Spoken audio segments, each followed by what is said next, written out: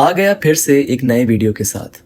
आज का वीडियो थोड़ा क्रेजी होगा तो मैं शुरू करता हूँ। एक आदमी रात के शांत माहौल में तेज आवाज में बोलते हुए चल रहा है। वह कहता है कि आज का इंटरव्यू बेकार गया और आजकल नौकरी ढूंढना कितना मुश्किल हो गया है।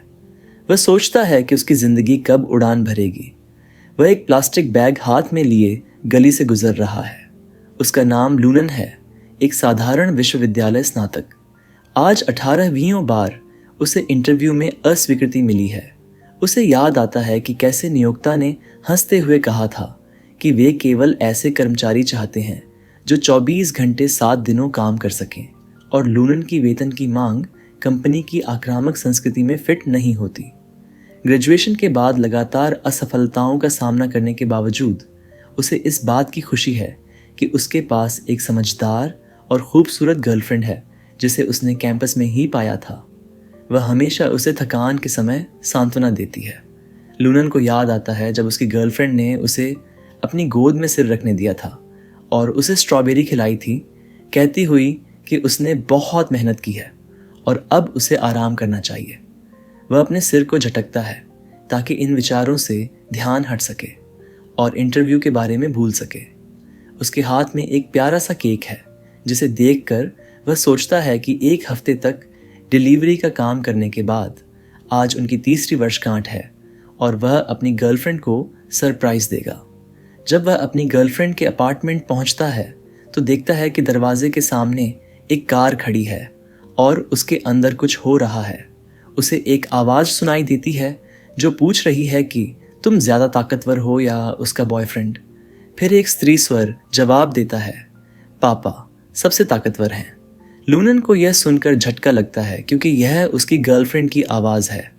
वह देखता है कि वह किसी अन्य व्यक्ति के साथ खुशी से झूम रही है। इससे लूनन का गुस्सा चरम पर पहुंच जाता है। वह उसे जादूगरनी कहता है और अपने हाथों को कंपकपाने से रोकता है। तभी उसका फ़ोन बजता है। उसकी माँ उसे डांटते हुए कहती है कि वह फ़ोन क्यों नहीं उठा रहा था। वह बताती है कि उसके पिता और चचेरे भाई की हालत गंभीर है और उसे तुरंत पहले सिटी हॉस्पिटल आना चाहिए। लूनन अस्पताल पहुंचता है जहां उसे बताया जाता है कि उसके पिता और भाई कोमा में हैं और उनकी हालत नाजुक है। उसकी माँ रोते हुए बताती है कि यह सब उस गेम की वजह से हुआ है जिसे वे खेल रहे थे। उसने उन्हें पहले ही चेतावनी दी थी। पास खड़ी एक और महिला बताती है कि उसका बेटा भी वही गेम खेलते हुए गिर पड़ा था। लूनन को याद आता है कि उसके पिता और भाई ने एक नए वीआर गेम ग्लोरी कॉन्टिनेंट को खेलना शुरू किया था। यह गेम बेहद यथार्थवादी है और इसकी वजह से गेमिंग समुदाय में हलचल मची हुई थी।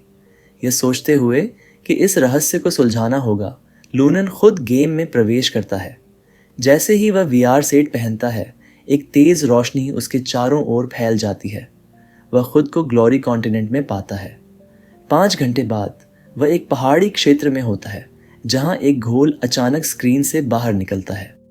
लूनन के पास AK-47 है जो उसे शुरुआती गिफ्ट पैक में मिला था। वह उन घोलों को हराकर क्रिस्टल शार्क और गोल्ड कमा रहा है। खेल में अपने अनुभव से लूनन समझता है कि घोल वे महिलाएं हैं जिन्हें उनके प्रेमी ने छोड़ दिया था। उन्हें हराने से गोल्ड और दुर्लभ कल्टीवेशन स्टोन मिलते हैं। वह खुश होता है क्योंकि उसे 300 कल्टीवेशन पॉइंट्स मिले हैं। अचानक एक बैंगनी बिजली का झटका उसे लग जाता है। सोचता है कि कौन सा हरामी जादूगर उसे घात लगाने की हिम्मत कर बैठा है। जब वह नवाज गांव से निकला, अचानक एक काली टोली लूनन के सामने प्रकट होती है। उनमें से एक कहता है कि एक स्तर 10 का खिलाड़ी गांव के बाहर राक्षसों का शिकार करने की हिम्मत करता है और यह व्यक्ति जरूर पागल है। उसने दुर्लभ साधना पत्थर भी हासिल कर लिया है, इसलिए उसे उनसे छीन लेना चाहिए। दूसरा कहता है कि नए खिलाड़ियों को मारना और उनका सामान लेना राक्षसों का शिकार करने से कहीं अधिक प्रभावी है। लूनन उन आगंतुकों को देखता है जिनमें एक विशाल जैज है, दूसरा रॉबिन बैंक्स और उनमें से एक साइमोर बट्स है। एक अश्लील महिला जो ब्लॉन्डी के हाथ से चिपकी है, एना है, और एक अन्य व्यक्ति चक। वे मजाक उड़ाना शुरू करते हैं, ये कहते हुए कि उसका इक्विपमेंट बहुत घटिया है। सुनहरे बालों वाला तांबई, व्यक्ति कहता है कि अब बातें काफ़ी हो चुकी, शिकार उसका है और वह उसे एक टॉप स्पेंडर की ताकत दिखाना चाहता है। लूनन हालांकि अपनी तरकीबें ख़त्म नहीं मानता। वह कहता है कि उसे परेशान करना इतना आसान नहीं है।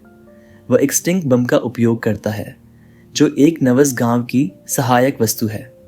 यह गंदी धुआं छोड़ती है जो राक्षस की रक्षा को कम करती है और खिलाड़ी की दृष्टि को बाधित करती है। वह तेजी से भागते हुए कहता है कि भागना सबसे अच्छा है और बाकी को छोड़ देता है।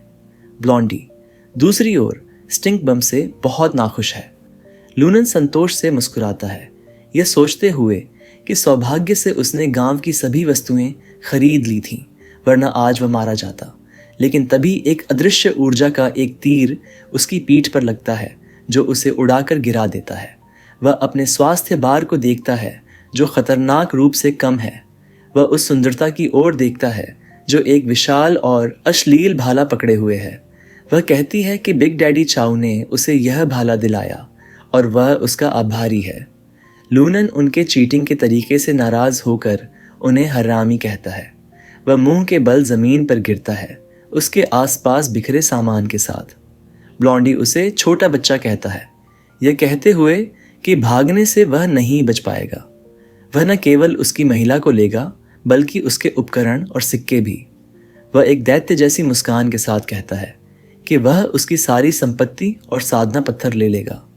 लूनन सोचता है कि यह सिर्फ एक खेल है, फिर यह इतना दर्दनाक क्यों है? शून्य स्वास्थ्य बिंदुओं के साथ वह अपने खून में पड़ा है, यह सोचते हुए कि क्या यह मृत्यु है। उसकी चेतना कमज़ोर पड़ने लगती है, लेकिन तभी एक कोमल आवाज़ उसे जगाने के लिए पुकारती है।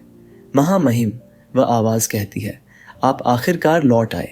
जैसे ही वह अपनी आंखें खोलता है, वह दिव्य सौंदर्य की एक जोड़ी को देखता है।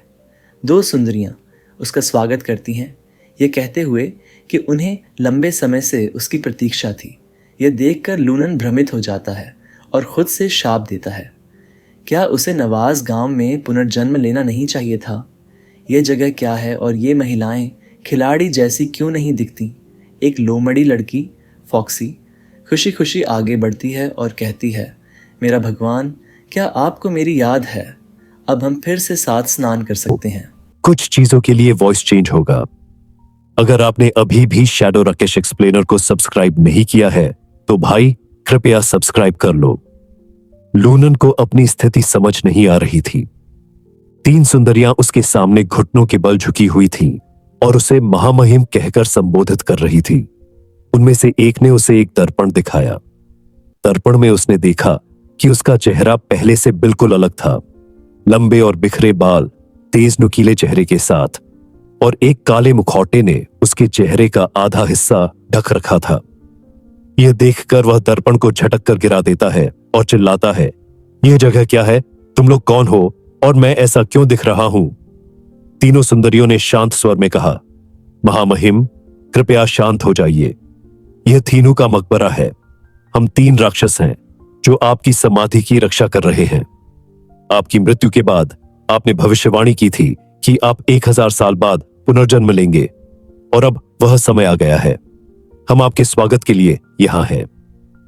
यह सुनकर लूनन और भी ज्यादा चकित हो गया। वह सोचने लगा, यह सब क्या है? क्या यह खेल का कोई बग है या मैं सच में किसी राजा के रूप में पुनर्जन्म ले चुका हूं? तभी फॉक्सी, जो तीनों में से सबसे अधिक उत्साही थी, आगे बढ़कर बोली, मेरा स्वामी, क्या आपको मेरी याद है? मैं फॉक्सी हूं। पहले आप मुझसे बहुत प्रेम करते थे। अब आप वापस आ गए हैं तो क्या हम फिर से साथ स्नान कर सकते हैं? दूसरी राक्षसी ने कहा, पिछली बार आप हमेशा फॉक्सी को ही ज्यादा महत्व देते थे। इस बार मुझे सेवा करने का मौका दीजिए। तीसरी सुंदरता ने कहा, महामहिम, आपका पुनर्जन्म एक महान घटना है। हमें आपको आराम देने और आपकी शक्ति बढ़ाने में मदद करनी चाहिए। वह उसे एक दर्पण फिर से दिखाती है। इस बार लूनन ध्यान से देखता है और महसूस करता है कि वह अब एक राजा की तरह दिखता है। उसका नया रूप शक्तिशाली और खतरनाक था। वह दर्पण को देखकर सोचता है, अगर यह सब सच है तो इसका मतलब है कि मैं अब एक राजा हूं, और अगर यह खेल है तो इन एनपीसी सुंदरियों को मेरा हरम बनना चाहिए। फॉक्सी अचानक उसके करीब आकर कहती है, मेरा स्वामी, आप बहुत थक गए होंगे। चलिए हम एक साथ स्नान करते हैं, इससे आपकी थकान दूर होगी और आपकी शक्ति भी बढ़ेगी। लूनन, जो अब इस नई स्थिति को स्वीकार करने लगा था, मन ही मन खुश हो रहा था। उसने सोचा, यह मेरा असली जीवन क्यों नहीं हो सकता? मैं इस दुनिया में ही रहना चाहता हूं। फॉक्सी उसे एक विशाल गर्म पानी के झरने तक ले जाती है। झरने के पास आड़ू के फूल खिल रहे थे और वातावरण एक सपने जैसा लग रहा था। फॉक्सी ने कहा, हमने आपके लिए यह सब तैयार किया है, आइए आनंद लें। जैसे ही फॉक्सी ने अपना तौलिया गिराया, लूनन के नाक से खून बहने लगा। वह सोचने लगा, यह सब कितना असली लगता है। पानी से शराब की खुशबू आ रही है। क्या यह वास्तव में खेल है? फॉक्सी ने उसका हाथ पकड़कर कहा, महामहिम, आपको याद है, आप कहते थे कि शराब में स्नान करना थकान दूर करने और साधना बढ़ाने के लिए सबसे अच्छा तरीका है। लूनन ने अपने भीतर एक नई खुशी महसूस की। वह सोचने लगा, अगर यह दुनिया मुझे इतना सुख दे सकती है तो मैं यहां से क्यों लौटूं? मैं इस जीवन में राजा बनकर रहना चाहता हूं। मुस्कुराता है क्योंकि वह आखिरी में आने की योजना बना रहा है। वाइन पूल और मांस का बगीचा साधना को बढ़ावा दे सकते हैं, और अगर ऐसा है तो उसे इसे गंभीरता से लेना चाहिए और अपनी साधना शुरू करनी चाहिए। फॉक्सी मुस्कुराते हुए कहती है कि वह मजबूत छाती, वह जोशीली शक्ति, यह वाकई उनका राजा है और उनके साथ फिर से मिलना गर्व की बात है। त्रयी लूनन के चारों ओर घूमती है। उनमें से एक कहती है कि वह साधना करना चाहती है, दूसरी कहती है कि एक शासक के रूप में उसे सभी पर समान कृपा करनी चाहिए। लूनन खुशी में कहता है कि अगर ऐसा है तो वे सब मिलकर साधना करेंगे। वह चुपचाप सोचता है कि त्रयी अद्भुत है और उनमें से हर एक उसे उत्तेजित करता है। वह देवताओं से प्रार्थना करता है कि उसे थोड़ा और सहन करने दे, लेकिन वह खुद को रोकने की कोशिश कर रहा है और वह विस्फोट करने के करीब है। फॉक्सी ध्यान खो देती है और बाकी दोनों भी आनंद में विलाप करती है। सिस्टम विंडो उसे बधाई देती है कि उसने छिपी हुई कक्षा ह्यूमन एम्परर को हासिल कर लिया है। एक सुनहरा प्रकाश उसे घेर लेता है और उसे वाइन पूल और मांस का बगीचा नामक साधना के गुप्त तरीके को सीखने पर बधाई दी जाती है। यह तरीका युगल साधना के बाद 72 घंटों के लिए साधना की गति को दोगुना कर देता है। उसने वेस्ट नॉट, वांट नॉट नामक एक और गुप्त विधि भी सीखी है, जो बिना समय खर्च किए 3 बार किसी जादुई खजाने को सक्रिय कर सकती है। हालांकि खजाना इसके बाद नष्ट हो जाएगा। लूनन मुस्कुराता है क्योंकि उसे नए कौशल और एक छिपी हुई कक्षा के साथ नाइट ऑफ इंटेलिजेंस का दर्जा मिल गया है। यह सब बहुत वास्तविक लगता है और वह लगभग थक चुका है। टर्क्वाइज ब्यूटी अपने पैरों को कसते हुए कहती है कि कुछ बुरा हो गया है। शिन कुछ लोगों को कब्र पर लेकर आया है और कह रहा है कि वह महल में अपनी बहन से कुछ मामलों पर चर्चा करना चाहता है। लूनन सोचता है कि वह किसकी बात कर रही है। बैंगनी बालों वाली सुंदरता कहती है कि वह ठीक नहीं है। वह न केवल स्वर्गीय क्षेत्र में एक गद्दार है, बल्कि राक्षसों के साथ भी सांठगांठ करता है। अगर उसे पता चल गया कि वे यहां हैं, तो वह क्या करेगा? फॉक्सी कहती है कि वह छिपने की तकनीक का उपयोग करेगी और उसे सहना चाहिए और उसके साथ महल तक जाना चाहिए। वह तुरंत उसे अपने वश में समेट लेती है और लूनन नाखुश नहीं होता, बल्कि कहता है कि यह जादू अद्भुत है। यह न केवल उसके शरीर को एक आभूषण में बदल देता है, बल्कि उसकी आभा को भी छिपा देता है। ट्रकवाइजर्स कहती है कि उन्हें महल जाना चाहिए, अन्यथा इल्म को संदेह हो जाएगा। महल में फॉक्सी एक सिंहासन पर बैठे एक व्यक्ति की ओर बढ़ती है, जिसके दोनों ओर 2 राक्षस पहरेदार हैं। सिंहासन पर बैठा व्यक्ति डर्गी का स्वागत करता है और कहता है, बहुत समय हो गया। उस घिनौने व्यक्ति की केवल एक झलक से फॉक्सी गुस्से में आ जाती है। वह चिल्लाती है कि उसने एक बार राजा की मदद की थी और वह सिंहासन राजा का है। उसे अपनी हद नहीं पार करनी चाहिए। वह राक्षस पर एक उग्र हमला करती है, लेकिन राक्षस कहता है, एक साधारण लोमड़ी दानव राक्षसों के नए राजा पर हमला करने की हिम्मत करती है। इससे डर्गी और भी क्रोधित हो जाती है। वह अपनी शांगन शक्ति सक्रिय करती है और चिल्लाती है कि एक चींटी भौंकने की हिम्मत करती है। वह उसे कई फीट दूर उछाल देती है। दूसरा राक्षस उसे शांत रहने को कहता है। वह कहता है कि शिन ने खेल के संचालन को मानव सार प्राप्त करने के लिए संभाल लिया है। उन्हें दाऊवादी की बात सुननी चाहिए और शिष्टता से पेश आना चाहिए। शिन उनका नया उद्धारकर्ता हो सकता है। लूनन अभी भी अपने सुंदर कारावास के बीच फंसा संघर्ष कर रहा है और सोचता है कि खेल का संचालन एक सामान्य एनपीसी के कहने जैसा नहीं है। फॉक्सी उसे जल्दी बोलने को कहती है। शिन कहता है कि सम्राट एक्सन की आत्मा 1000 साल पहले समाप्त हो चुकी है, फिर भी वह उससे इतनी मोहित है। वह सोचता है कि लोमड़ी ने अपनी साधना बर्बाद नहीं की, भले ही वह 1000 साल तक दबाव में थी। उन्हें उसे अपने पक्ष में लाने की कोशिश करनी चाहिए। सिस्टम वॉइस ओवर उन्हें सूचित करता है कि प्राचीन स्वर्ग के भगवान ने देवताओं के वस्त्र को फिर से शुरू करने का निर्णय लिया। उन्होंने और जियान ने ग्लोरी कॉन्टिनेंट नामक एक ऑनलाइन गेम डिजाइन किया जो मनुष्यों को छोटे संसार में प्रशिक्षण के लिए स्थानांतरित करने के लिए हेलमेट का उपयोग कर सकता है। यह खेल अत्यधिक यथार्थवादी है और इसमें कई लोकप्रिय खेलों के तत्व शामिल हैं। इसके चलते लाखों खिलाड़ी इसमें शामिल हो रहे हैं। जैसे ही यह खेल जियांग की प्रारंभिक खेल सेटिंग्स के अनुसार शुरू हुआ, खेल में मारे गए खिलाड़ी रिस्पॉन पॉइंट पर पुनर्जीवित हो सकते थे, बशर्ते उनकी एसेंस सुरक्षित रहती और उनके शरीर को कोई नुकसान नहीं होता। हालांकि जब शिन ने डेमन एसआई नेता के साथ मिलकर जियांग को सील कर दिया तो खेल की प्रणाली में बदलाव कर दिया गया। शिन ने एक गुप्त मार्ग खोला जो छोटे खेल की दुनिया को राक्षसों के क्षेत्र से जोड़ता है। अब राक्षस विभिन्न एनपीसी के रूप में छिपकर छोटे संसार में प्रवेश कर रहे हैं और चुपके से मानव एसेंस चुरा रहे हैं। जब राक्षस मानव एसेंस को नियंत्रित कर लेते हैं तो असली दुनिया में उनका अवतार कोमा में चला जाता है। खेल का नक्शा 9 पहाड़ों और 9 समुद्रों पर आधारित है, जिसमें पहला स्तर आयरन फेंस माउंटेन और सबसे ऊंचा स्तर माउंट सुमेरु है।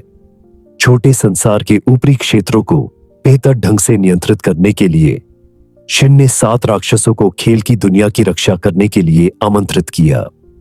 80% खिलाड़ी अभी भी पहले स्तर आयरन फेंस माउंटेन पर है, जबकि 20% खिलाड़ी दूसरे स्तर एलिफेंट ट्रंक माउंटेन में प्रवेश कर चुके हैं। हालांकि उन्होंने पहले ही अपने राक्षसी शत्रुओं का सामना किया है और कई खिलाड़ी उनके काल कोठरी में फंस चुके हैं, जहां उनकी एसेंस को निकाला जा रहा है। शिन ने कहा कि जियांग को उसकी योजना के अनुसार सील कर दिया गया है और स्वर्गीय प्रभु कम से कम 1000 वर्षों तक अलग थलग रहेंगे। इस दौरान वे ब्रह्मांड के सभी मानवों को अपने छोटे संसार में स्थानांतरित कर सकते हैं ताकि उनकी एसेंस को काटा जा सके। यह शक्ति राक्षसी नेता को तीनों लोगों को एकजुट करने के उनके सपने को साकार करने के लिए पर्याप्त होगी। यह खबर सुनकर लूनन चौंक जाता है। उसे समझ आता है कि यह सिर्फ एक खेल नहीं है, बल्कि देवताओं द्वारा बनाई गई एक छोटी दुनिया है। शिन न केवल जियांग को सील कर रहा है, बल्कि खेल के संचालन को भी अपने कब्जे में ले रहा है। खेल में कुछ एनपीसी वास्तव में राक्षस और देवता हैं। लूनन को यह भी पता चलता है कि वह किंग जियाओ का पुनर्जन्म है। देव परिवारों के वंशज पागलों की तरह पैसा खर्च कर रहे हैं, जबकि वे अपनी जान जोखिम में डाल रहे हैं। उसे यह भी समझ आता है कि उसके पिता और अन्य लोग कोमा में क्यों हैं। वे निश्चित रूप से राक्षसों का शिकार हुए हैं। उसे याद आता है कि सम्राट इक्सान ने अपनी मृत्यु से पहले कहा था कि वह 1000 वर्षों में पुनर्जन्म लेंगे। अगर राक्षसी नेता उनकी आत्मा और एसेंस को निगल लेता है तो उसकी शक्ति एक बड़े स्तर तक बढ़ जाएगी। कोल्डी नाम की महिला कहती है कि सम्राट की कब्र में कोई असामान्यता नहीं है।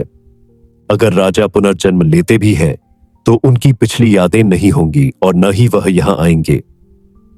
शीन कहता है कि कब्र की 3 राक्षसी बहनें पिछले 1000 वर्षों से स्वर्गीय क्षेत्र द्वारा सम्राट की कब्र में फंसी हुई है। अगर वह सम्राट एक्स के पुनर्जन्म को खोजने में मदद करती है तो राक्षसी नेता उन 3 बहनों को मुक्त करने का तरीका खोज लेगा। शिन कहता है कि उसे अभी खेल के नक्शे के अन्य क्षेत्रों का निरीक्षण करना है और वह यहां और इंतजार नहीं करेगा। उसके जाते ही लूनन फॉक्सी के दैवीय क्षेत्र से बाहर भागता है और कहता है कि शिन और उसके साथ राक्षसों को खेल पर और नियंत्रण नहीं करने दिया जा सकता। अगर ऐसा हुआ तो लाखों लोग मारे जाएंगे और राक्षसी क्षेत्र उनके संसार पर आक्रमण कर देगा। वह चिल्लाता है कि उसे मानव सम्राट की शक्ति का उपयोग कर अपनी शक्ति बढ़ानी होगी, अपने पिता को बचाना होगा और जियांग और स्टेशन को खोजने के लिए आगे बढ़ना होगा। तभी उसे ताली बजने की आवाज सुनाई देती है। 3 बहनें उसके सामने झुकती हैं और कहती हैं कि राजा से मिलना कठिन था। डोई कहती है कि वह अपने प्राणों की कीमत पर राजा की रक्षा करेगा। पर्पल कहती है कि वह राजा की सेवा करने की कसम खाती है। फॉक्सी कहती है कि गोल्डन जेड सील उसके पिछले जीवन का एक अवशेष है, केवल मानव सम्राट के वंशज ही इसे खोल सकते हैं। लूनन जेड पेंडेंट को देखता है और कहता है कि वह मानव सम्राट है और उसे मुहर खोलनी चाहिए। जैसे ही वह जेड सील को खोलने की कोशिश करता है, उसमें से चमकदार किरणें निकलती हैं। अंततः एक प्राचीन तलवार प्रकट होती है। सिस्टम विंडो उसे बधाई देती है कि उसने किंग जेड सील को खोला है। यह एक दुर्लभ वस्तु है जो शाही अधिकार का प्रतीक है। यह तलवार सोलबाउंड है, यानी इसे खिलाड़ी की मृत्यु पर भी नहीं खोया जा सकता। इसे दोबारा खोलने के लिए खिलाड़ी को लेवल 20 तक पहुंचना होगा। हालांकि लूनन इस तलवार को देखकर ज्यादा खुश नहीं होता, क्योंकि यह जंग लगी हुई है। पर्पल कहती है कि यह ड्रैगन फीनिक्स तलवार जैसी दिखती है, जिसे राजा पहले इस्तेमाल करते थे। वह मुस्कुराती हुई कहती है कि इसकी आभा इतनी प्रबल है कि यह लाखों शत्रुओं को हराने में सक्षम है, लेकिन इसे सक्रिय करने के लिए दुर्लभ सामग्री की आवश्यकता है और वह इस सामग्री की सूची राजा को बाद में भेज देगी। लूनन तलवार को अपने पास रख लेता है और कहता है कि वह इसे अभी उपयोग नहीं कर सकता। उसके लिए AK-47 ज्यादा भरोसेमंद है। उसे जल्दी से राक्षसों को हराकर अपने स्तर को बढ़ाने की जरूरत है। फॉक्सी पूछती है कि क्या वह इतनी जल्दी कब्र छोड़ना चाहता है। लूनन उसका सिर सहलाता है और कहता है कि वह नियमित रूप से वापस आएगा और अपने प्रिय साथियों के साथ अपनी शक्ति बढ़ाएगा। फॉक्सी कहती है कि यह अद्भुत खबर है। वह राजा की सेवा करने और कब्र की सीमाओं को तोड़ने के लिए पूरी मेहनत करेगी। सिस्टम विंडोज उसे दिखाती है कि नोविस विलेज में 1 घंटे की टेलीपोर्टेशन सुविधा है, लेकिन वह टेलीपोर्ट नहीं कर सकता क्योंकि कब्र गांव से बहुत दूर है। वह सोचता है कि अगर वह यहां फंसा रहा तो वह राक्षसों को कैसे हराएगा और अपने स्तर को कैसे बढ़ाएगा। टर्कोइजस उसे कहती है कि चिंता न करे, जेड सील में समाधान हो सकता है। दोस्तों, माफ करना, थोड़ी आवाज बदल गई थी। किसी समस्या के कारण ऐसा हुआ था। अब आवाज ठीक हो चुकी है तो मैं फिर से समझाता हूँ। एक टेलीपोर्टेशन फंक्शन है। उसे बस जेड की मुहरबंद टेलीपोर्ट को अपने मन में सोचना है और वह अपनी मंजिल तक पहुंच सकता है। वह समझते हुए सिर हिलाता है और कहता है कि वह जा रहा है। फिर वह जेड की मुहर निकालता है और टेलीपोर्ट करने के लिए तैयार होता है। एक प्रकाश स्तंभ उसके शरीर के चारों ओर चमक उठता है। दुष्ट त्रयी उसके सामने झुकती है और उसे अलविदा कहती है। अब वह आयरन फेंस माउंटेन नवास गांव में प्रकट होता है। लूनन अपनी सामान्य अवस्था में दिखता है और संतोष से कहता है कि वह फिर से नवास गांव में है। अब वह राक्षसों को मार सकता है और तेजी से स्तर बढ़ा सकता है। तभी वह देखता है कि एक समूह साहसी योद्धाओं का उसकी ओर तेजी से आ रहा है। लेडी रोनाल्ड मैकडॉनल्ड्स उनके नेतृत्व में है। वह चिल्लाते हुए कह रही है कि दोपहर हो चुकी है। जंगली बॉस फिर से जीवित हो गया है और उन्हें वेंडी को व्हाइट कैसल से बचाने के लिए बर्गर किंग से युद्ध करना होगा। उनमें से एक लूनन से कहता है कि अच्छे कुत्ते रास्ता नहीं रोकते और उसे हट जाना चाहिए। लूनन उन्हें अपने पास से भागते हुए देखता है, जो नाडू थुरेन करने की कोशिश कर रहे हैं। तभी एक साफ और सुंदर आवाज उन्हें हटने को कहती है। लूनन एक सुंदर युवती को अपने ऊपर से कूदते हुए देखता है। वह हवा में एक आकर्षक मुद्रा बनाती है, फिर साहसी योद्धाओं के ऊपर से कूदकर गांव से बाहर चली जाती है। लूनन उसे देखता रह जाता है और उसके मुंह से लार टपकने लगती है। वह साहसी योद्धा कहते हैं कि उसने उसे एक सीढ़ी के रूप में उपयोग करते हुए बिना किसी मार्शल आर्टिस्ट का सम्मान किए वह लज्जाहीन मुस्कान के साथ उस शानदार दृश्य को याद करता है जो उसने लड़की की सुंदर काया का देखा था। वह विंड थंडर विंग्स को भी याद करता है, एक सुपर दुर्लभ गति आइटम जो आइटम पूल में से है और जिसे पाने के लिए कई बड़े खिलाड़ियों ने भारी रकम खर्च की लेकिन फिर भी उसे प्राप्त नहीं कर सके। एक सिस्टम विंडो उन्हें मॉन्स्ट्रस रेडिश के बारे में सूचित करती है जो एक दुर्लभ खजाना जिनसेंग ट्री स्पिरिट है। यह दुर्लभ वृक्ष आत्मा पृथ्वी की आध्यात्मिक जड़ मानी जाती है और कहा जाता है कि यह पेड़ हर 3000 वर्षों में फूलता और फल देता है। फल को पकने में और 3000 साल लगते हैं। यह फल एक अनमोल साधना वस्तु है। साहसी लोग पेड़ के चारों ओर घूम रहे हैं जब एडम देखता है कि यह लगातार हमले कर रहा है और टैंक्स इसे संभाल रहे हैं। अब उन्हें क्या करना चाहिए? लूनन मुस्कुराता है, अपनी AK-47 कंधे पर रखते हुए सोचता है कि जंगली बॉस शायद दुर्लभ वस्तुएं गिराएगा और वह अभी देखना चाहता है। वह उस सुंदरता की ओर देखता है जो एक जलती हुई तलवार लहरा रही है और कह रही है कि बेलें परेशान कर रही हैं और वह उन्हें काट डालेगी। वह जड़ों की ओर छलांग लगाती है, चिल्लाते हुए कि हालांकि वह राक्षस से 2 स्तर नीचे है, वह इसे संभाल सकती है। लूनेन मुस्कुराता है, यह महसूस करते हुए कि लड़की की तलवारबाजी काफ़ी अच्छी है और कीचड़ वाली ज़मीन से एक लता फूटकर उनके टखनों के चारों ओर लपेटने लगती है जिससे उन्हें टेंटिकल्स के साथ एक साथ मज़ेदार समय बिताने का मौका मिलता है। लूनेन कहता है कि उसने नहीं सोचा था कि लता उनके नीचे छिपी होगी। वह लताओं से कहता है कि ऐसा मत करो क्योंकि वे कुछ बुरा करने वाली हैं। लूनेन आनंद में चिल्लाता है क्योंकि वह और अधिक सहन नहीं कर सकता और उसकी हूड़ी के नीचे का हिस्सा पेड़ की तने में बदलने लगता है। खूबसूरती फीकी पड़ने लगती है और वह मासूमियत से लूनेन से पूछती है कि वह उसके पेट पर कौन सा हथियार दबा रहा है। लूनेन शर्म से मुंह मोड़ता है और वह उसके आसपास लटके हुए कई चिपचिपे फल देखती है, यह सोचते हुए कि यह जिनसेंग फल क्या है। वह सोचती है कि यह क्या है, ऐसा लग रहा है कि यह फटने वाला है और सच में उनके आसपास लटके हुए फल फट जाते हैं, उन्हें मोटी हरी तरल से ढक देते हैं। सुंदरता लूनेन से कहती है कि वह जल्दी सोचें कि उसके पास कौन से मैट्रिक सामान हैं क्योंकि उनके पास समय नहीं है और सच में उनके कपड़े पिघलने लगते हैं। वह कहती है कि उसके पास एक जादुई हार है जिसे फीनिक्स फेदर कहा जाता है। यह उन्हें यहाँ से निकाल सकता है लेकिन वह इसे सक्रिय नहीं कर पा रही। लूनियन पेंडेंट पर ध्यान केंद्रित करता है और उससे कहता है कि वह उसे दिखाए कि इसे कैसे सक्रिय किया जाए ताकि वह इसे कर सके। वह मुस्कुराते हुए कहता है कि इसकी खुशबू बहुत अच्छी है। इससे सौंदर्य को गुस्सा आ जाता है और वह चिल्लाती है कि दूसरी विस्फोट की लहर आ रही है और वह अपनी छोटी दिमागी सोच से क्या कर रहा है। वह सोचता है कि वह नाली के नीचे से सोच रहा है, ऐसा इंसान कैसा है। लून उसे कहता है कि वह इधर उधर क्यों मचल रही है। फिर वह अपने दांतों से अमुलेट को पकड़ता है और उसे फाड़ देता है। इससे सौंदर्य को गुस्सा आता है और वह चिल्लाती है कि वह उसे चिल्लाने की हिम्मत कैसे कर सकता है। लेकिन अगले पल एक सुंदर और भव्य फेनिक्स अमुलेट से उभरता है जो विशाल शिखर पर उड़ता है और उसकी शानदार पूंछ से राख गिरती है। सौंदर्य उस भव्य प्राणी को देखती है, सोचती है कि क्या इसका जादुई आइटम कास्टिंग टाइम की ज़रूरत नहीं होती। वह फीनिक्स को देखती है और लकड़ी के राक्षस पर एक घुमावदार ज्वाला की धारा से हमला करती है जिससे वह प्रभावी रूप से जलकर राख हो जाता है। बाकी खिलाड़ी उसकी एक हॉट स्किल का जश्न मनाते हैं।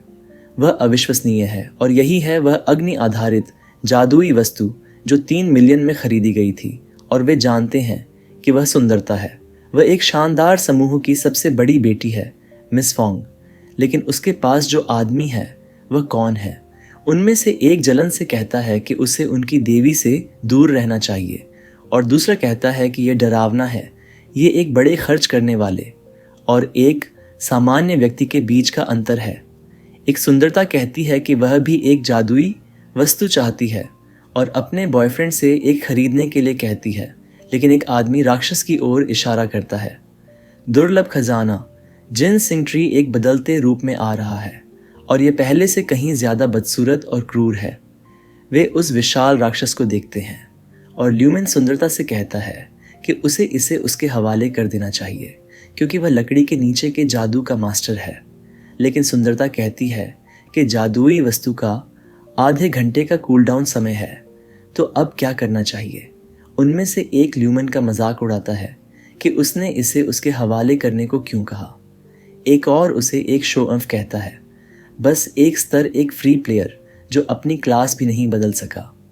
एक व्यक्ति मिस फोंग से कहता है कि वे उस पर विश्वास करते हैं और उसे कोई अन्य वस्तु जरूर होनी चाहिए। मिस फोंग शर्म से अभिभूत हो जाती है क्योंकि अधिकांश, यहाँ तक कि उसकी जादुई वस्तुएं शहर के बैंक के तिजोरी में हैं। अगर यह योजना सफल नहीं होती तो पीछे हटना सबसे अच्छा विकल्प होगा। हालांकि यह शर्मनाक होगा, कम से कम उसे मारा नहीं जाएगा और उसकी सामान खो नहीं जाएगी। लून यैन दूसरी ओर मुस्कुराता है। एक बार फिर ताबीज को पकड़ते हुए फीनिक्स पंख का शोर मचाते हुए वह दुश्मन पर जला देने वाला फीनिक्स छोड़ देता है, जिससे वह फिर से जलकर खाक हो जाता है। यह दृश्य सभी दर्शकों को चौंका देता है, जो हैरान होते हैं कि मिस फन का आइटम एक बार में इस्तेमाल होने वाला था, लेकिन यह फिर से सक्रिय हो गया है। और क्या इसका कोई कूल डाउन समय नहीं होता? लेकिन मामला अभी खत्म नहीं हुआ है। फीनिक्स एक बार फिर अपने ज्वाला के तूफान में राक्षस को घेर लेता है और सभी लोग लून यैन को आश्चर्यचकित होकर देख रहे होते हैं क्योंकि राक्षस को पूरी तरह से जला दिया गया है। उनमें से एक चिल्लाता है कि यहाँ तक कि उत्परिवर्तित राक्षस भी 2 हमलों में जलकर मर गया। दूसरा एक शब्दों में कहता है कि वह बड़ा खर्चीला है और क्या जादुई चीज है। एक नोटिफिकेशन विंडो उसे बधाई देती है कि उसने एक म्यूटेटेड रेयर ट्रेजर को हराकर सफलता हासिल की है, जिससे उसे 5 फल, 5 नीलम, अमेथिस्ट और 6,666 सोने के सिक्के मिले। वह लेवल 9 से लेवल 12 तक पहुंच जाता है और उसकी झोली में 15,000 अनुभव अंक जुड़ जाते हैं। यह काफी है उस सुंदरी को प्रभावित करने के लिए, जो कहती है कि वह इतना ताकतवर है कि उसने लगातार 3 बार हमला किया। डैडी चौ भी कहते हैं कि लूनन, बेचारा आदमी, के पास इतनी सारी दौलत है और उन्हें मौका देखकर सब लूट लेना चाहिए। सड़कों से एक खिलाड़ी लूनन को पॉप्स कहकर बुलाती है और कहती है कि वह उसकी टांगें कमजोर कर रहा है। वहीं कुछ आदमी अब उस पर धोखा देने का आरोप लगाकर चिल्ला रहे हैं और रिपोर्ट करने की धमकी दे रहे हैं। उनमें से एक चिल्लाता है कि उसके मुंह में कुछ गड़बड़ है। शायद उसने कोई ऐसा आर्टिफैक्ट छिपा रखा है जो जादुई चीजों को तुरंत सक्रिय कर देता है। यह मिस फेंग का ध्यान खींचता है और उन्हें भी दिलचस्पी होती है क्योंकि उन्हें लगता है कि उसके मुंह में जरूर कुछ रहस्य छिपा है। उसके एब्स दिखाते हुए देखते हैं और सोचते हैं कि यह 3 बार तुरंत सक्रिय करने की ताकत देता है। लेकिन अगले ही पल और निश्चित रूप से स्नैप स्नैप की आवाज उसे उसके ख्यालों से झटके से बाहर ले आती है। वह वस्तु जिसकी कीमत 3 मिलियन मुद्रा है और जो शहर में एक घर के बराबर है, उसके हाथों में टूट जाती है। लेकिन सभी महिलाएं बिग डैडी लूनन की ओर दौड़ पड़ती हैं, ये कहते हुए कि वे उन्हें बचाने के लिए धन्यवाद देना चाहती हैं। मिस फोंग महसूस करती हैं कि अगर वह उन्हें चूमेंगी तो वह उनका राज जान सकती है और लूनन इसका विरोध नहीं कर पाएंगे।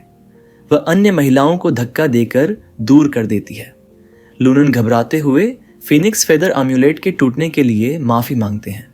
तभी वह सुंदरता उनके करीब आती है और उनसे होंठ मिला लेती है। लूनन सोचते हैं कि यह क्या हो रहा है, जबकि वह सुंदरता उन्हें भावुकता से चूम रही है। तभी किसी ने चिल्लाकर कहा कि वे 10 मिनट से चूम रही हैं। एक और व्यक्ति कहता है कि उनकी देवी को बर्बाद किया जा रहा है। चूमने का समय बढ़ता जाता है और वे एक संदिग्ध स्थिति में पहुंच जाते हैं। आखिरकार वह सुंदरता पीछे हटती है और कहती है कि यह अजीब है।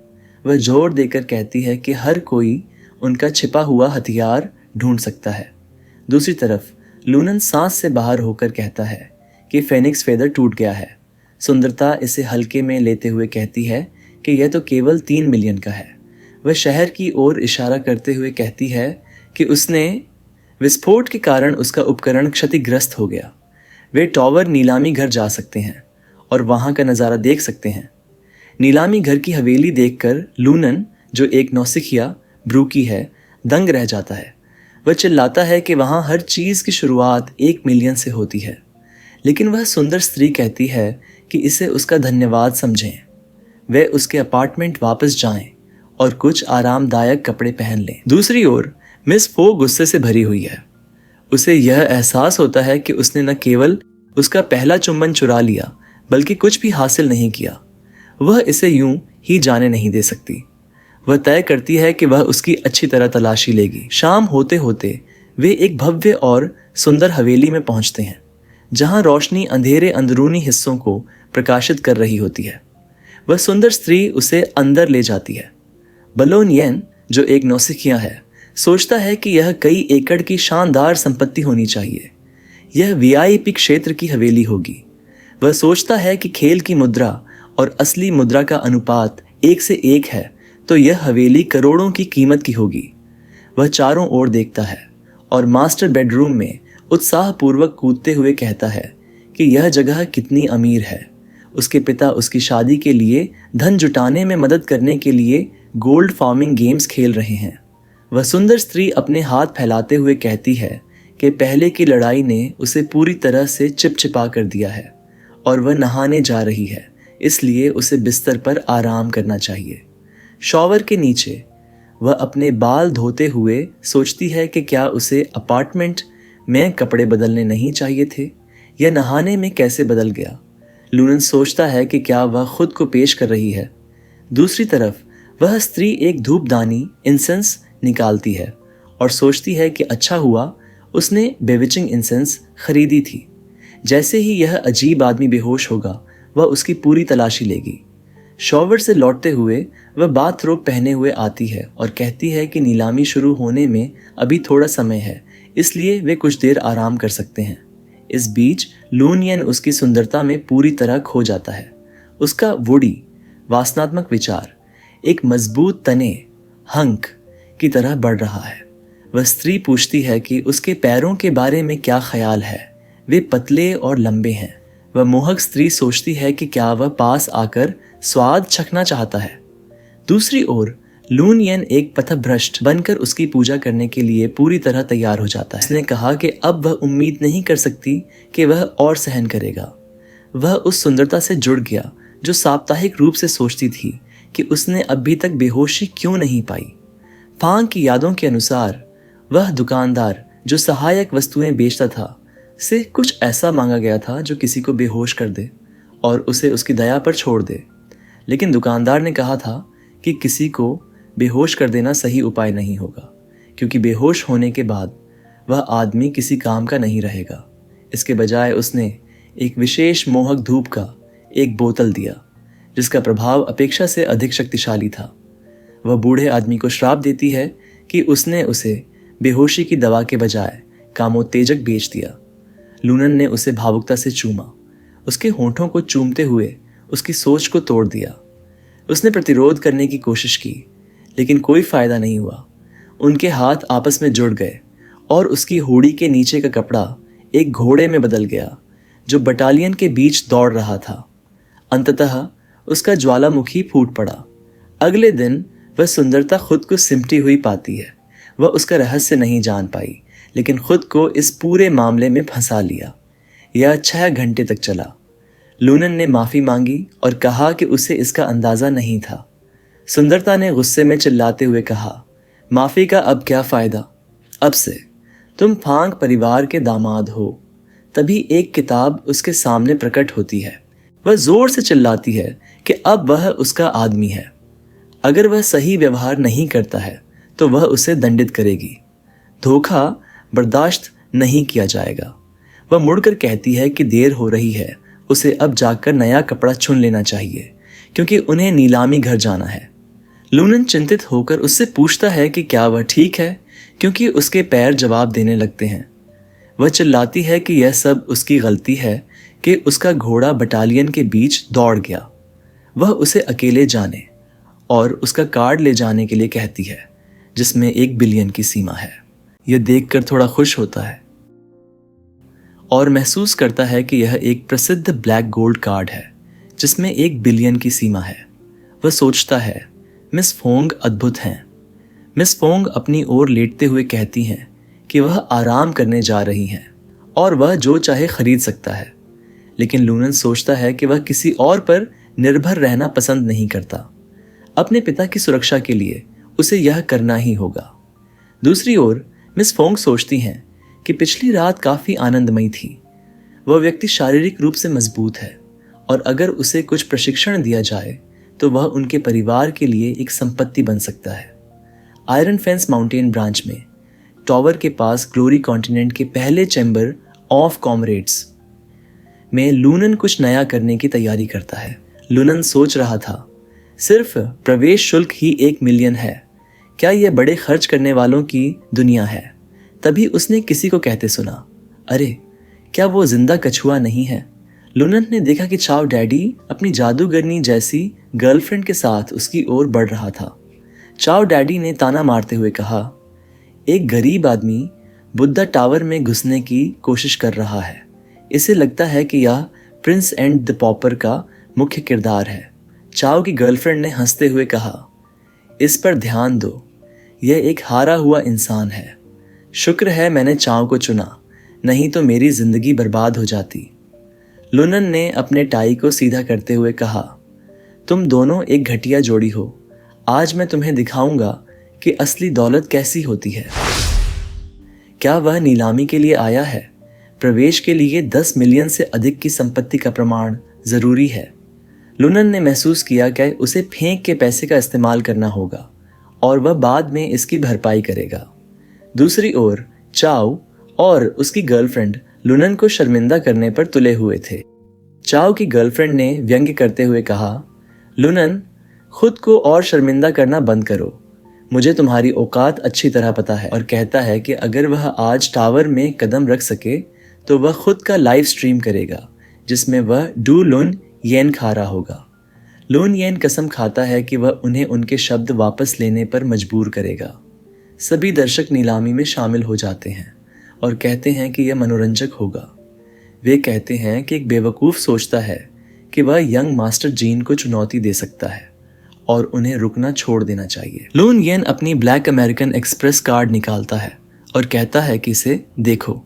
हर कोई चौंक जाता है, ये समझते हुए कि यह एक ब्लैक गोल्ड कार्ड है। एक और व्यक्ति भयभीत होकर सोचता है कि क्या वह सचमुच ऐसा कुछ देख रहा है। यह कार्ड कम से कम 100 मिलियन खर्च करने की आवश्यकता को दर्शाता है। कोई कहता है कि यह व्यक्ति निश्चित रूप से लोग के अरबपतियों में से एक होगा।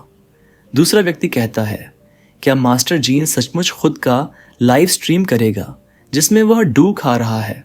चौवी चिल्लाता है कि यह कार्ड नकली होना चाहिए और चुड़ैल कहती है कि इसकी जांच पूरी तरह से की जानी चाहिए कि यह असली है या नहीं। एक बाउंसर कार्ड को पकड़ता है और सोचता है कि क्या यह नकली हो सकता है और यदि ऐसा है तो वह मुश्किल में पड़ जाएगा। कार्ड सफलतापूर्वक सत्यापित हो जाता है और बाउंसर तुरंत उसे अंदर ले जाकर वीआईपी स्वीट में स्वागत करता है। अगले ही पल बाउंसर घृणित जोड़े पर चिल्लाता है, नहीं नहीं, टावर के सामने कोई हंगामा नहीं। अगर उसे खाना है तो वह सार्वजनिक शौचालय के पार जाकर खाए। वह गुस्से में है क्योंकि मूर्खों ने उसे वीआईपी मेहमानों का अपमान करने पर मजबूर कर दिया। दूसरी ओर वह घृणित जोड़ा इंसानी कल्पना से परे शर्मिंदा है। उनमें से एक कहता है, यह तो मुंह पर तमाचा मारने वाला पल है। दूसरा कहता है, युवा मास्टर जीन निश्चित रूप से खाने वाले लाइव स्ट्रीम के दौरान दान करेंगे। चौवी गुस्से में चिल्लाता है कि वह उसे सार्वजनिक रूप से शर्मिंदा करने की कीमत चुकवाएगा। जैसे ही वह आगे बढ़ने लगता है, बाउंसर लेन उसे रोककर कहता है, ऐसवी एंट्रेंस केवल विशेष मेहमानों के लिए है, तुम्हें आम लाइन में लगना चाहिए। वे आम लाइन की ओर देखते हुए चिल्लाते हैं, कैसा खराब दिन है, जल्दी लाइन में लगना ही बेहतर है, टावर से पंगा नहीं ले सकते। दूसरी ओर वह घृणित गर्लफ्रेंड सोचती है कि कौन सोच सकता था कि जीन वीआईपी एंट्रेंस के योग्य भी नहीं है और उसे उस दुष्ट लूनन द्वारा अपमानित होना पड़ा। यह बर्दाश्त नहीं, उसे नीलामी हॉल के अंदर जीन से भी ज्यादा अमीर कोई और ढूंढना होगा।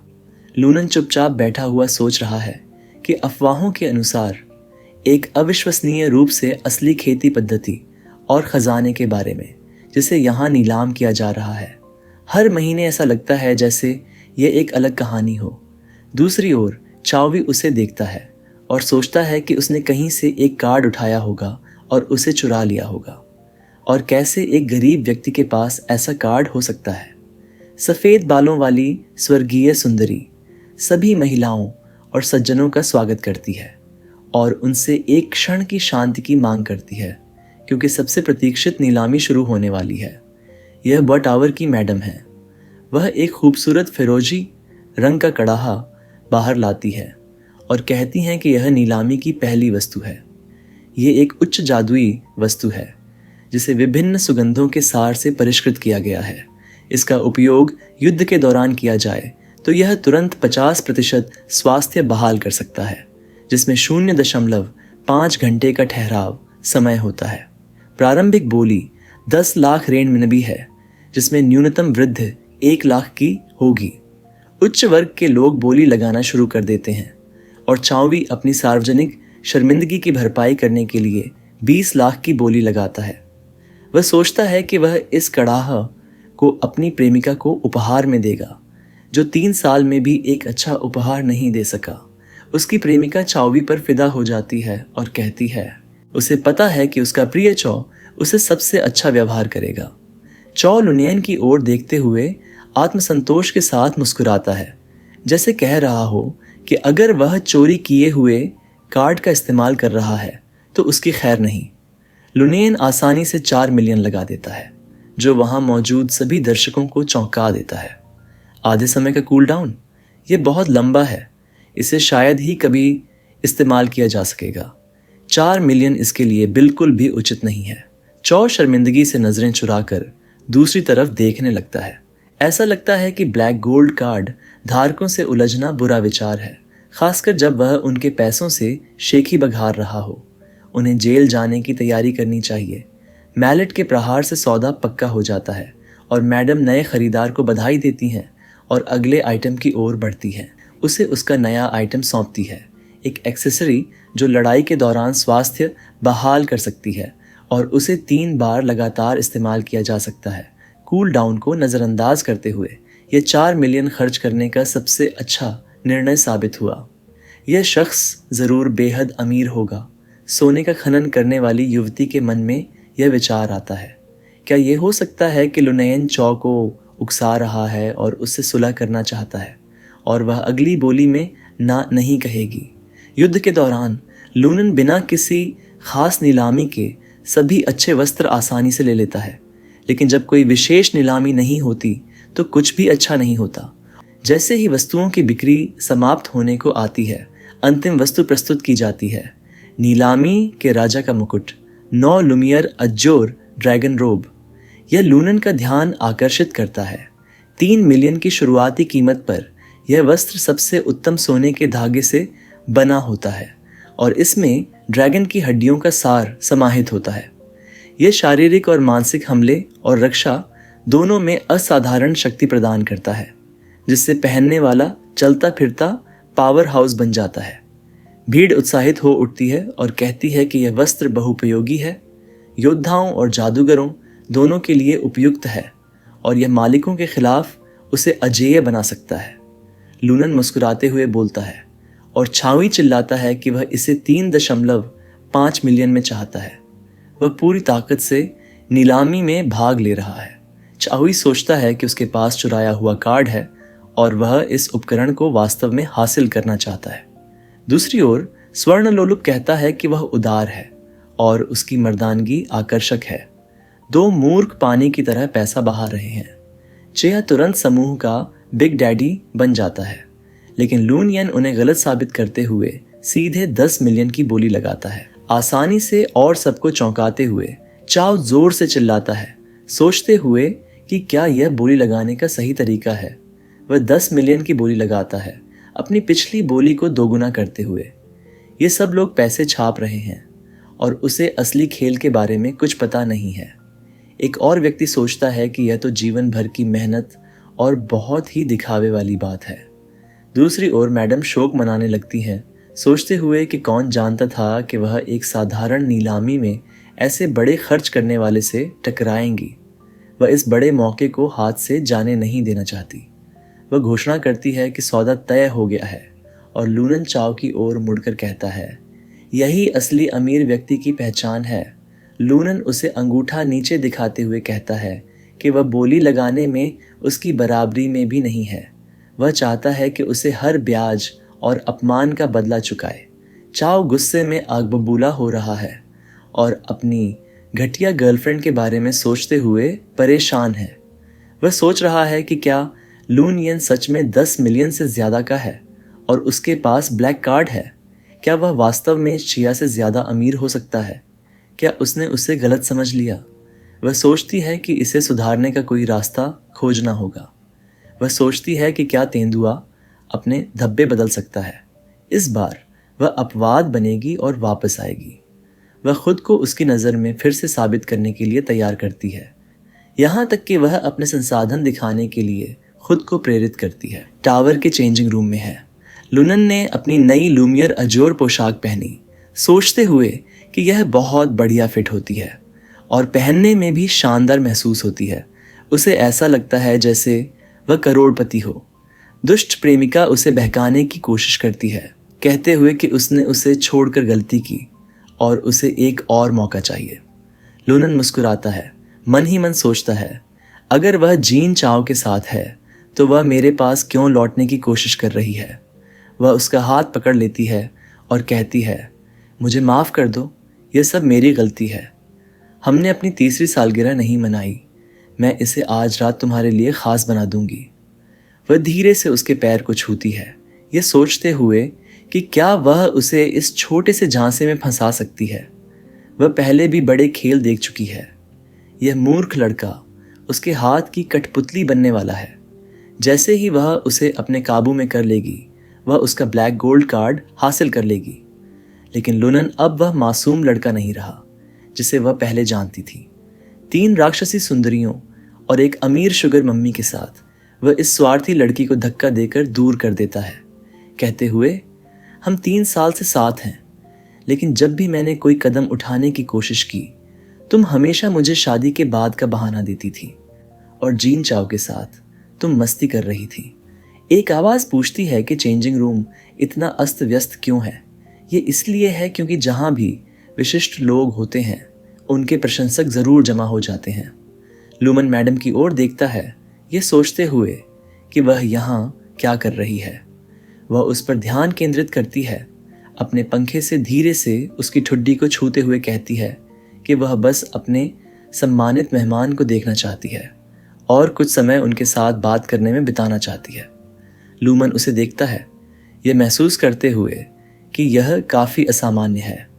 वे अपना ध्यान गिरी हुई बेंच की ओर मोड़ते हैं और मैडम उसे लात मारकर हटाते हुए कहती हैं कि एक साधारण व्यक्ति को केवल टावर में शौचालय साफ करना चाहिए। चाओ डैडी दूसरी ओर कमरे में घुसते हुए कहता है कि उस आदमी ने ब्लैक कार्ड केवल संयोग से उठाया है। धन का स्रोत अस्पष्ट है और इसे एक धोखाधड़ी माना जा रहा है। उनमें से एक कहता है कि उन्हें नीलामी घर में कुछ अनियमितताओं के बारे में रिपोर्ट मिली है और उसे जांच में सहयोग करना चाहिए।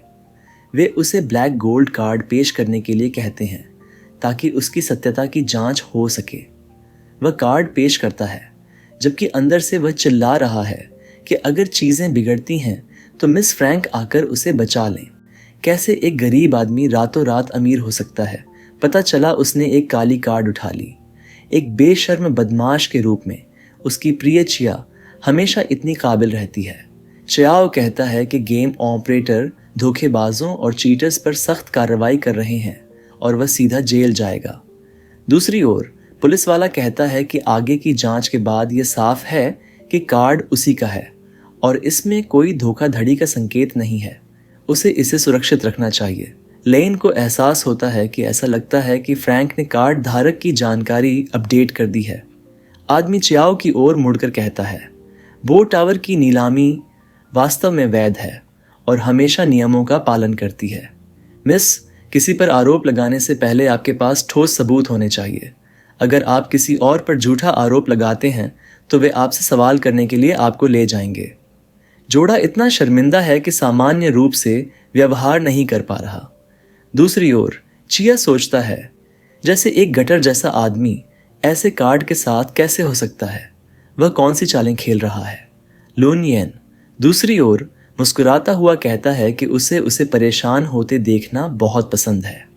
आदमी अपनी तलवार निकालता है और कहता है कि वह उसे टुकड़े टुकड़े कर देगा। लुन मुस्कुराता है और कहता है कि यह उसकी नई गियर की परफॉर्मेंस टेस्ट करने का सही समय है। चाओ डैडी को एक थप्पड़ पड़ता है जो मैडम की ओर से है, यह कहते हुए कि अब बहुत हो गया।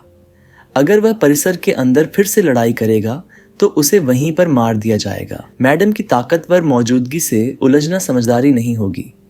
चाओ डैडी हार मानता है और कहता है कि वह बाहर इंतजार करेगा, फिर उन्हें बाहर फेंक देता है। लूनन उसका हस्तक्षेप करने के लिए धन्यवाद करता है और पूछता है कि क्या वह उसे डिनर के लिए ले जा सकता है। मैडम मुस्कुराकर कहती है कि अब वह उस पर एक एहसान बकाया है तो वह इसे कैसे चुकाएगा। डिनर की ज़रूरत नहीं, क्यों ना वह उसके कमरे में आ जाए। यह सुनकर लूनन चौंक जाता है। वह पहले ही मिस फोम के साथ एक लंबी रात बिता चुका है और अब दूसरी बार वह पूरी तरह से थक जाएगा। वह बात को टालने की कोशिश करता है और कहता है कि यह अनुचित है। उसे लगा था कि मैडम पहले से ही शादीशुदा है। मैडम पूछती है कि क्या वह यह कह रहा है कि वह उसके लिए बहुत उम्रदराज है। उसके कौशल किसी अनुभवहीन लड़की से कहीं बेहतर हैं। वह धीरे से उसके कान में सांस छोड़ती है। लूनन वहां से भागने की कोशिश करता है, यह कहते हुए कि उसे कुछ ज़रूरी काम करने हैं और शायद किसी और समय, लेकिन मैडम उसे रुकने के लिए कहती है और इतना गहरे किस करता है, इसके चक्कर में मेरा वीडियो ख़त्म हो जाता है।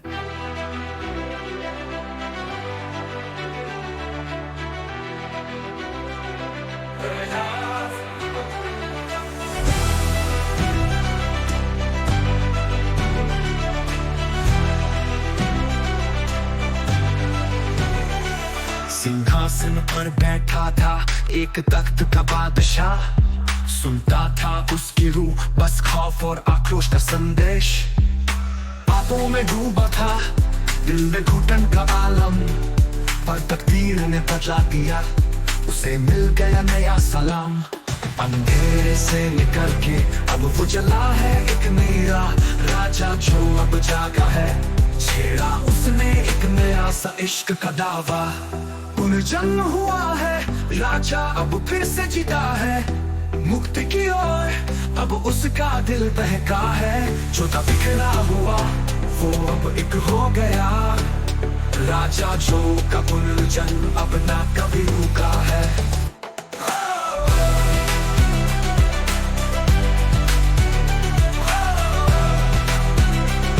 अब रुका है। वो जो कभी था अकेला अब साथी है कई, जो दर्द उसे था अब वो हंसी में बदल जाए। तोड़ दी सारी कड़ियां और उठाया अपना झंडा, वो अब जिएगा सच्चाई के संग, हर कदम में होगा एक फलक। अंधेरे से निकल के अब वो जला है एक नया राजा जो अब जागा है। छेड़ा उसने एक नया सा इश्क का दावा, पुनर्जन्म हुआ है, राजा अब फिर से जीता है। मुक्ति की ओर अब उसका दिल बहका है, जो था बिखरा हुआ वो अब एक हो गया।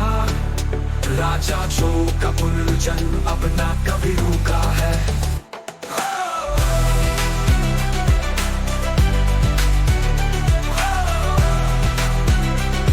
अब रुका है। तू जो कभी डूबा था अब तू चांद बन जाए, तेरे दिल का सच्चा इश्क अब आकाश में रच जाए। राजा फिर से जागे तू अब है नए जोश से भरा, तेरे पुनर्जन्म ने बता दिया तुझे हर दर्द से डरना। पुनर्जन्म हुआ है, राजा अब फिर से जीता है। मुक्ति की ओर अब उसका दिल बहका है, जो था बिखरा हुआ वो अब एक हो गया। राजा जो का पुनर्जन्म अब ना कभी रुका है।